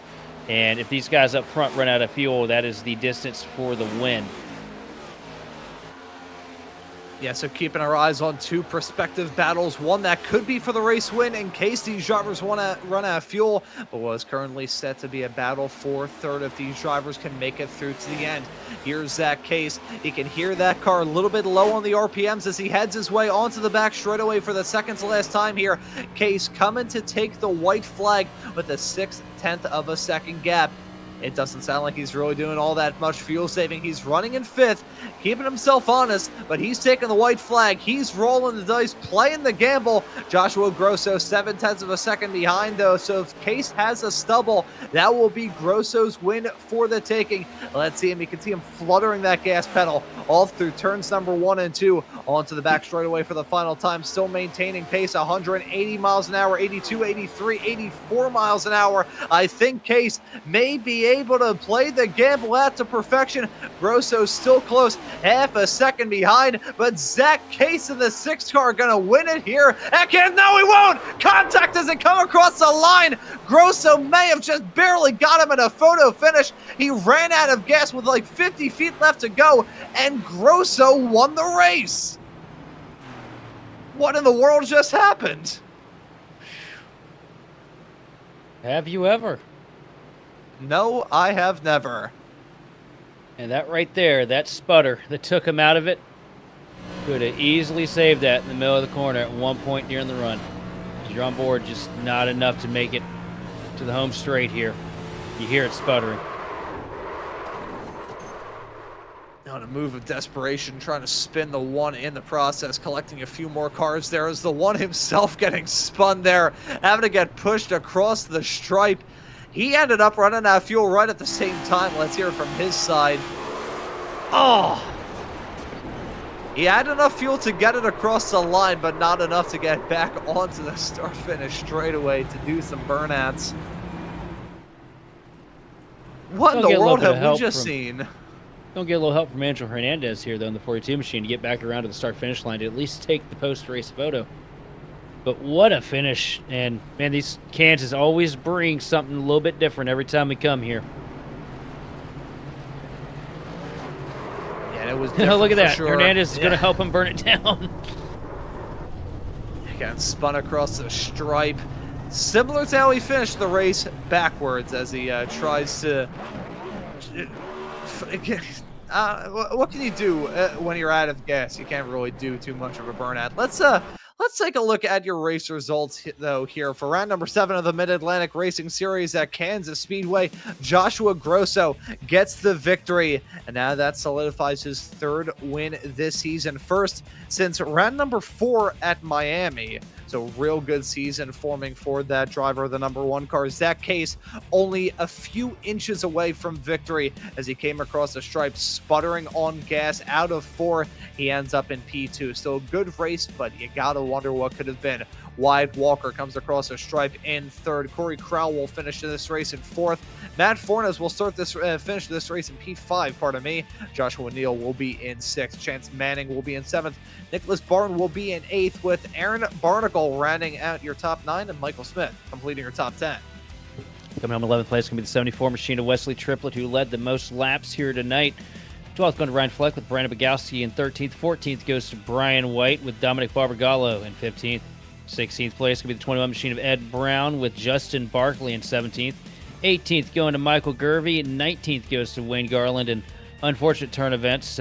Pole sitter tonight, Jonathan Nance comes home 20th at 9 laps down. Yeah, and then from here, lots of these racers running into trouble throughout. Angel Hernandez, I think he had a very good shot to win this race, but didn't work out. He's in 21st. Shane Griffin in 22nd. Dennis Kane in 23rd with a late series of pit stops. Ryan Walker had a wild race in his own right, classed in 24th. Zachary Beekman in 25th. Andrew Tenold in 26th. John Walker will be in 27th when it's all said and done. Caleb McKinney and Brandon Puffenbarger complete your 29 drivers who took the start of this 7th round of the championship here at Kansas Speedway.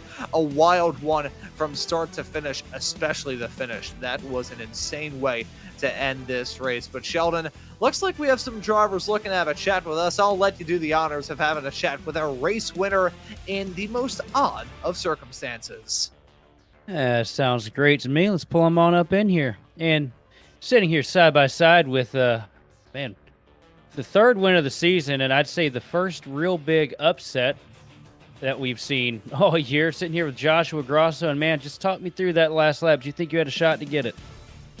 Absolutely not. I mean, I guess on lap 2 he started coming back to me a little bit, fuel saving, but I didn't think I had any shot until out of 4 when he started sputtering. So obviously, growing that points lead to insane margins here. I mean, 3 wins on the season. You came into this race with a 70-point cushion. Gonna definitely be walking out looking even better. How are you feeling about the championship hopes this year? Feeling really good. Just trying to get the best result I can each week to try and grow that lead or at least keep it as big as I can going into the chase. Well, with everything done and dusted here at Kansas tonight, going to Darlington next week, how you feeling about your odds there? You know, I've never been good at Darlington, so I have to put in some extra practice, but see if I can't get a decent finish. Well, I'll give you a tip. That thing that you do every week where you just, you kind of ride and you're patient, work the bottom lane. I very rarely see you come up and go up to that outside. If you do that next week, I promise you, you're going to be better on tires than about 70% of the field. You'll have a great shot at it. Thank you. But no problem. But to round it all out here tonight, who do you want to thank and shout out for the big victory here tonight at Kansas? I want to shout out Angel for helping me with my burnout when I was out of gas, just spinning me out at the end. Absolutely. Well, congratulations on the big win here this evening, as well as the huge cushion in the points. Looking forward to seeing what you do next week when we tangle with the Lady in Black. Thank you. Man of many words there. I'm going to hand it back on over to you, Ron, with a second place finisher here tonight, Zach Case. And a wild finish at the end. Let's have a chat with the other side of it. Zach Case now joining us here in the booth. Zach, welcome in. P2 for you at the end, running out of gas with just a couple of 100 feet left to go. We'll ask you about the race as a whole to start off with. How was it out there at Kansas? I mean, I struggled in practice, struggled in qualifying. I think I started like P20. Didn't really know how to do really turn 1 and 2. Figured it out eventually, and we were able to get some stage points, which is huge. So I'm a little behind the 8 ball in points. But obviously, as the race went on, I feel like we were a top 5 car after that wreck and took out some heavy guys, and we were able to stay really in the top 3 for the rest of the stint there. And then I pitted probably a lap too short. I think I was 1.7 estimated laps coming to pit road, so should have stayed out one more lap. Josh did, and he gets the win. And I just want to apologize to him. I shouldn't have turned right there. And you know what? It is what it is, and feel bad. At least he got the win out of it, and I'll probably have to head to the hauler after this. But it is what it is. P2 is fine. Well, split-second decisions behind the wheel, but I think overall a productive day here at Kansas in terms of the points for you. Yeah, obviously. I mean, for the BDRC camp, trying to climb the ladder and or sneak our way into the chase here. And like I said, I'm behind the 8 ball. Missed a couple races earlier on in the season, but the car's been fast. So, I mean, I'll take the Dega win. I'll take a P2 here, and hopefully we'll be set to go for next week at Darlington. And of course, come time for the Lady in Black, that's going to be a whole different test. But Zach, thank you for joining us in the booth. And before we let you go and celebrate that P2 run, we'll let you give any thank yous or shout outs. I mean, shout out to the guys on the car, Precision Speed Solutions. Head over to their website for any setup needs you need for your open racing. And obviously, shout out to Tenold and Alex for letting me be a part of the BDRC camp and putting the colors on the car. And shout out to you guys too. Great broadcast, top notch always from Green Flag TV. So appreciate you guys. Looking forward to next week, and we'll see if I'm around for Darlington. Well, I'm certainly looking forward to the Lady in Black, and thank you for the kind words there, Zach. Thank you for joining us as well in the broadcast booth, and we'll see you next time at. Yeah, thanks guys. Have a good one. Yep, you as well. Zach Case, our P2 finisher when it's all said and done here tonight. And Sheldon, I'll give you the mic for one final time to have a chat with a man who was in a distant P3 but still put together a very good race and frankly, exhausted a cat's 9 lives throughout it. Wyatt Walker, third tries the charm, our P3 finisher.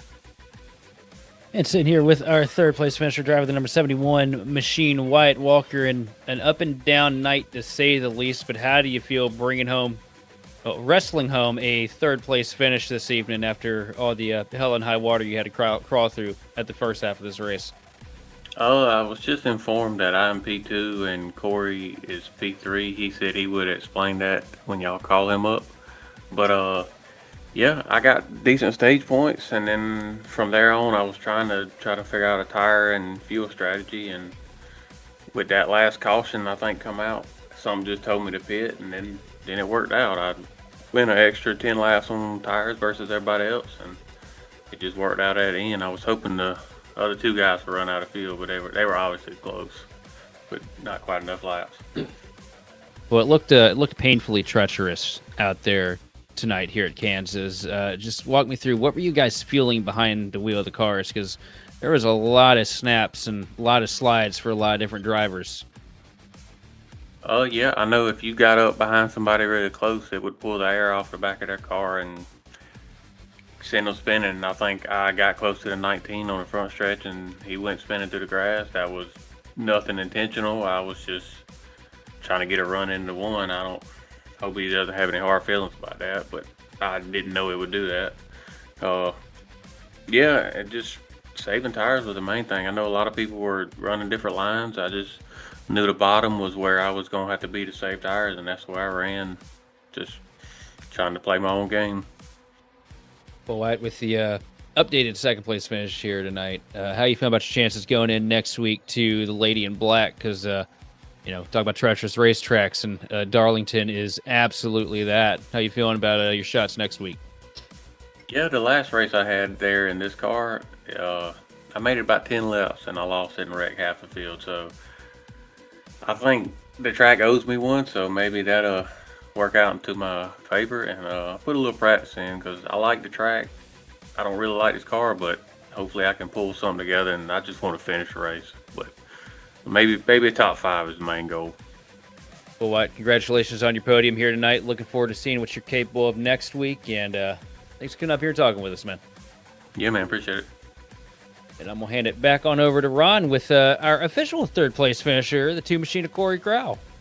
Yeah, that right there, folks, is live television for you. Getting word of that penalty. Corey Crowell, our P3 finisher, now joining us here in the booth. Corey, before I ask you about the race, you want to ask about the penalty. Just got word about it when we dragged in Wyatt for the interview just then. So I would assume it is a penalty to the 6 for the move at the end of the race. Is that correct? Yeah, I tried to get in there sooner so that way you guys can not interview him, but he beat me to it, so I just let it go. Yeah, I can't allow that. I mean, I can understand blocking a lane, like moving up a lane if you're out, but not turning right and trying to wreck somebody. It's not the look that I want to be seen, especially on the Mars name. So I will not tolerate it. So yeah, he will get a points penalty or a position penalty, so he's not going to be finishing P2. It'll be last car and lead lap. So eventually it's probably gonna be 11th. That's tentative. I still got to review that with all of the racing committee and do a vote on it, see if it's something a little severe. But yeah, he does not finish P2, so essentially Wyatt's P2 and then myself would be P3. Yeah, and certainly an understandable penalty there. Split-second decisions at the end of the race, but have a standard to uphold. But I want to ask you about this race as a whole. It seemed like a tough one to manage out there on the racetrack. Car was really skittish with the high winds, the fuel strategy, of course, at the end of the race. That looked like a very tough race just to try and keep a wraps on. Yeah, I didn't think it was going to be that bad at the start, and then it kind of a caution fest, and then it was real loose coming off of off of 2 or coming off of 4. Even hitting the apron. I seen all those guys running on the apron. I did it during practice, and I spun out twice, and I was like, you know what, I'm not even going to go down there. I'm just going to stay up here. But yeah, I mean, overall, it was a fun race. It was challenging. I was happy to see that it got spread out. You know, it came into a fuel strategy race. I was good. I probably had 7-8 laps to the green. I knew Wyatt was good because he pit 1 or 2 laps for me. I didn't know Gross number 1 was up there though. So I was thinking, oh man, I'm at least gonna get a P2, and then I seen he was up there, and I was like, well, I didn't even see him. So overall, great finish though, P3. Yeah, solid drive P3 when it's all said and done. And before we let you go and celebrate this result, Corey, we'll let you give any thank yous or shout outs. Yeah, I want to thank you guys for the broadcast. You guys do a fantastic job. We always look forward to going back and watching this, the next, tomorrow.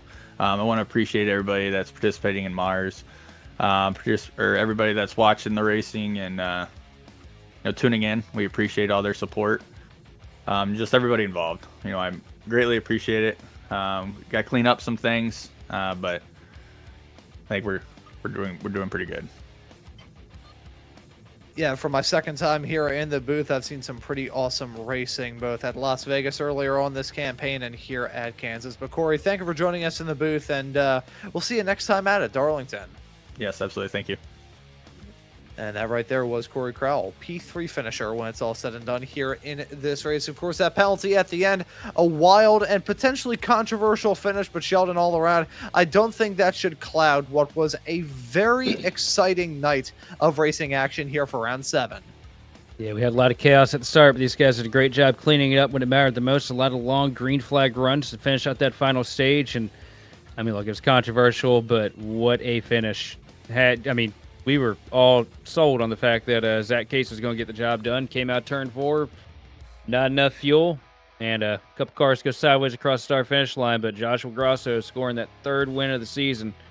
But I got a feeling this ain't going to be the last time we see Zach Case in contention for a win as well, because he has been fast since he showed up in the series. Had himself in position here to go back to back with the Talladega win last week or week 4 last, and a potential win here tonight.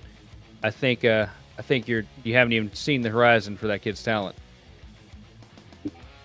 Yeah, it'll be a little while until we see the series rock up to Dover here in Mars. The next race will be at Darlington in 1 week's time here on Green Flag TV. I hope to see you all there for that broadcast there. We've also got some action currently going on here on Green Flag TV. So once we wrap up with this broadcast, tune over to the OMS RL series running at Gateway right as we speak. So a lot of action to look forward to. The other D track, there we go, Darlington, the Lady in Black. What would Dover be called? I've been to Dover, Delaware. I feel like there's a joke to be made about the state of Delaware. I will not touch Miles on the it. Monster.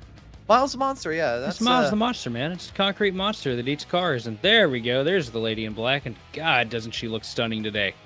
The only person who hates that view is Kyle Petty. He wishes that track was a koi pond, but hey, I'm sure that joke will be made plenty over the next few days here on Green Flag TV, as a lot of our series rock up to Darlington for either their current runs of the championship or their next ones on the calendar. But as for this broadcast here tonight, for round number 7 of the Mid-Atlantic Racing Series here at Kansas Speedway, that will just about do it. So for myself, Ron Mullins, Sean Atkins joining me in the broadcast booth, and Dustin Ollis working all the cameras and the graphics in the virtual production hauler, I say thank you all so much for tuning into the action here on Green Flag TV tonight, and we hope to see you all wherever it is in the not too distant future.